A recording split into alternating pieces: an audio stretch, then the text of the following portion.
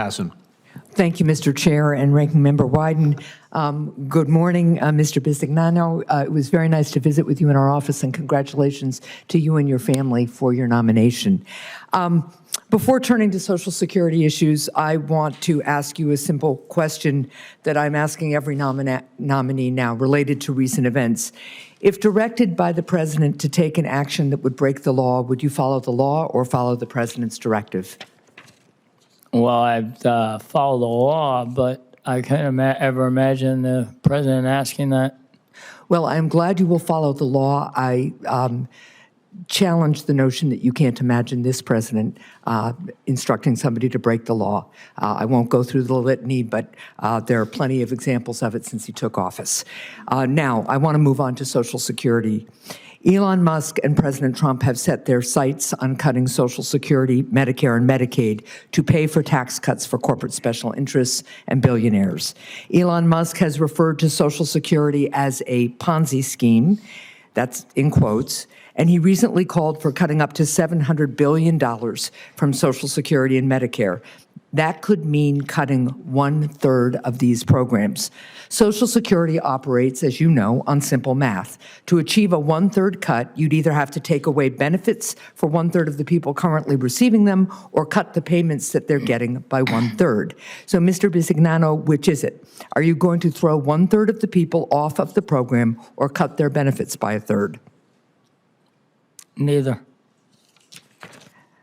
That's good to hear. So if the President and the Congress decide to cut these benefits, you're going to stand up for the beneficiaries? Well, if Congress decides, I mean, ultimately these decisions get done in the Senate Finance Committee. It's a collaboration. It's not the commissioner's job to make that decision. So do you oppose cutting 1/3 of Social Security benefits?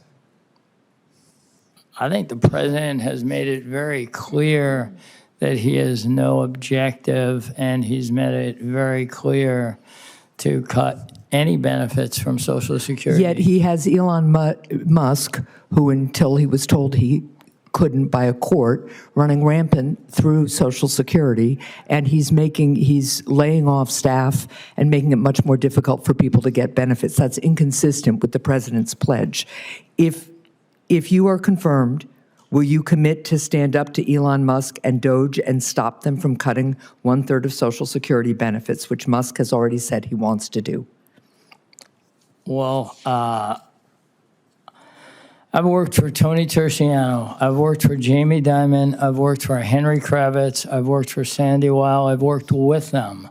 I have the ability to lead the agency in the manner that this Senate Finance Committee wants me to do that. And I don't know of any thought that I have about cutting 1/3 of the benefits of Americans or even entertaining anything of that sort.